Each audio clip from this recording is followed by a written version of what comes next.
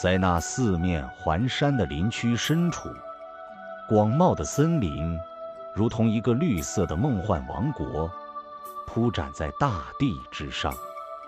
在这片广袤的森林中，藏着采不尽的山珍，挖不完的中草药，还有那数不胜数的野果。这是大自然赋予人类的宝贵财富。林区是大自然的宝库，是人类和自然和谐相处的见证。生活在这里的达塔人、采山人，依靠着这片森林而生活。春天，跑山人结伴而行，进山采菜、掰刺嫩芽；夏天，养蜂人采集森林之中的花蜜；秋天，漫山遍野的山核桃掉落在山坡之下。一场秋雨过后，森林里的蘑菇如雨后春笋般冒了出来，这是属于跑山人的高光时刻。他们的眼神敏锐地在森林之中穿梭，寻找着土地里冒出的山珍。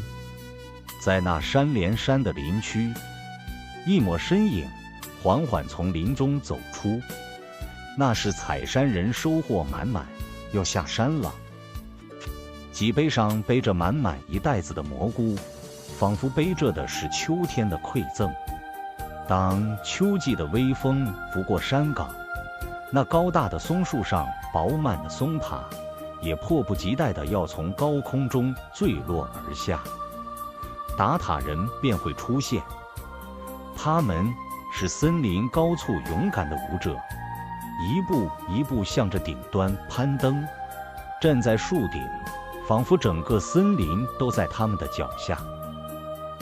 东北的林区宛如一颗璀璨的绿宝石，它是大自然的宝库，更是生活在这里的人们心中的幸福之源。